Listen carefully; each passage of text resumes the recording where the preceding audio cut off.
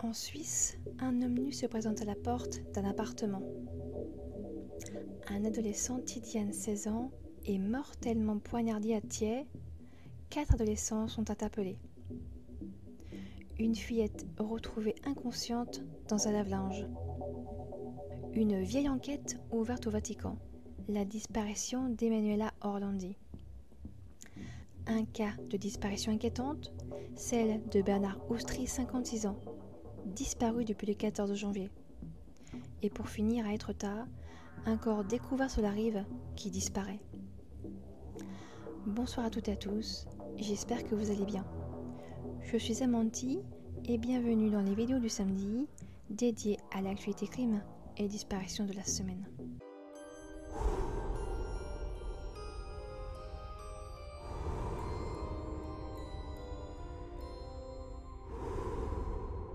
En première actualité donc, en Suisse, un homme nu se présente à la porte d'un appartement. Nous sommes le jeudi 12 janvier, dans la grande ville de Genève. Les locataires d'un immeuble de la ville sont réveillés par une personne sonnant à leur porte vers 7 h du matin. Un témoin, une jeune femme, regarde par le judas de sa porte. Elle ne verra de la personne qu'un œil la fixant à travers le même judas. Bien sûr, elle n'ouvre pas. La personne sonne encore et encore. La témoin n'ouvre pas. L'individu se recule, se retourne et se dirige vers un autre appartement, où il sonne une nouvelle fois. La jeune femme, toujours sur son judas, remarque que l'homme n'est vêtu que d'un haut. Il n'a pas de pantalon, mais un simple caleçon baissé et un objet pointu à la main. L'autre témoin, l'autre voisin chez qui il va sonner à la porte, va le reconnaître. C'est un homme du même immeuble. Cette personne appelle la police, qui est rapidement sur les lieux. L'homme est appréhendé et sera prochainement mis sous observation par un médecin et un médecin psychiatre. À Thiais, un adolescent, Tidiane, 16 ans, est mortellement poignardé. 4 adolescents seront interpellés. Le meurtre ou l'agression mortelle s'est produite le matin du lundi 16 janvier, à une centaine de mètres à peine du lycée Guillaume Apollinaire à Thiais, dans le Val-de-Marne, au sud de Paris. Tidiane, 16 ans, a juste eu le temps de se défendre. Il porte sur lui une blessure à la main. Il sera ensuite atteint en plein cœur. Les secours ne pourront pas le sauver. Un second adolescent sera lui aussi agressé, blessé grièvement à la cuisse. Il aurait reçu plusieurs coups de couteau. Les enquêteurs retrouvent sur place un couteau, un club de golf, un morceau de bois et des lacrymogènes. Dans la même journée, 4 adolescents de 15 à 16 ans sont interpellés, puis placés en garde à vue. L'origine des agressions et du meurtre trouverait leur origine dans une rivalité entre bandes, entre les groupes de Choisy-le-Roi et Thiais. Il semble que les violences durent depuis longtemps.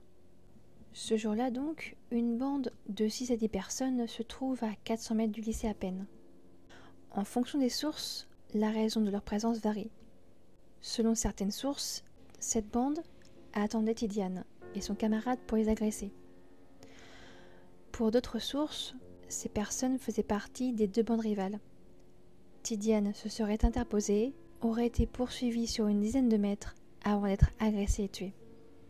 Une enquête est ouverte pour homicide volontaire commis en bande organisée et tentative d'homicide volontaire en bande organisée. L'enquête se poursuit.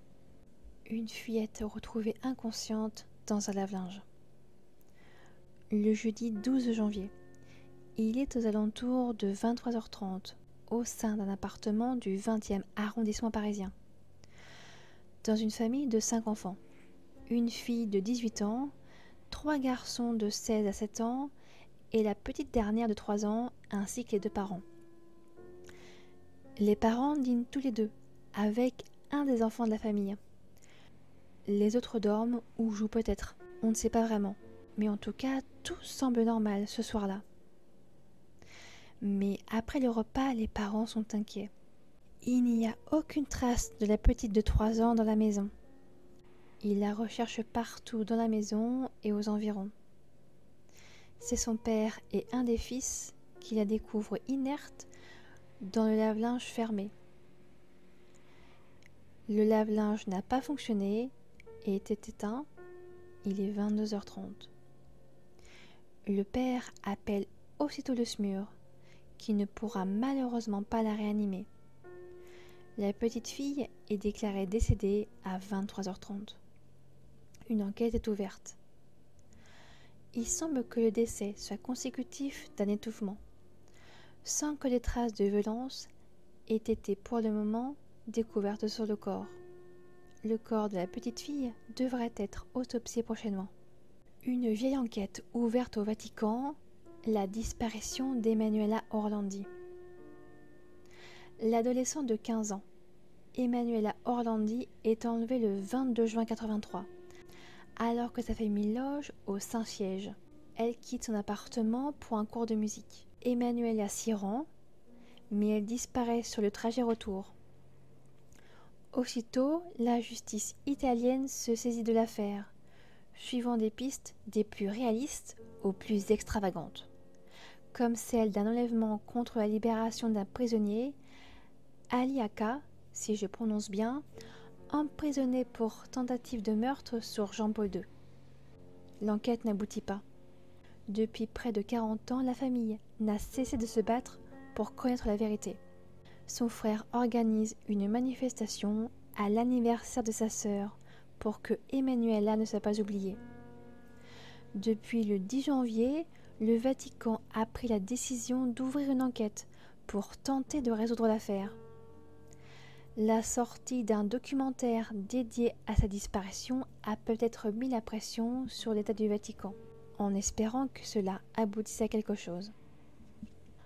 Un cas de disparition inquiétante. Bernard Ostry, 56 ans, est porté disparu depuis le 14 janvier. Un appel à témoins est lancé depuis le dimanche 15 janvier. Un homme de 56 ans, Bernard Ostry, vivant à Lavaur dans le Tarn, au sein d'un foyer de vie nommé Andume. Il y vivait depuis 10 ans. Bernard a un léger handicap mental. Il disparaît, ou plutôt c'est à 18h30 que l'on se rend compte que Bernard Ostry n'est plus là. L'homme s'est volatilisé et il n'a pas été revu depuis. Il est de type européen, cheveux bruns coupés et corpulence moyenne. Il porte un pantalon kaki, un polo bleu, une veste beige, une paire de tennis et des lunettes de vue, et mesure 170 cm. Les gendarmes sont toujours à sa recherche. Pour clore ses actualités, à Étretat, un corps découvert sur la rive qui disparaît. Le samedi 14 janvier, en contrebas des falaises d'Étretat, un corps est aperçu par des promeneurs en début d'après-midi. Ces derniers appellent les pompiers qui tentent de rejoindre le corps par la mer, mais il y a trop de houle, de vent et beaucoup de pluie. Les pompiers ne parviennent pas à avancer et contactent la sécurité civile. Elle arrive par hélicoptère, mais sur place, le corps avait disparu, emporté par le fond ou en pleine mer. Je vous remercie d'avoir regardé ou écouté ces actualités jusqu'au bout. N'hésitez pas à partager vos avis, théories et ressentis en commentaire. Je vous donne rendez-vous mercredi soir pour une nouvelle histoire. Passez un très bon week-end, portez-vous bien, prenez soin de vous et de vos proches, et surtout, n'oubliez pas.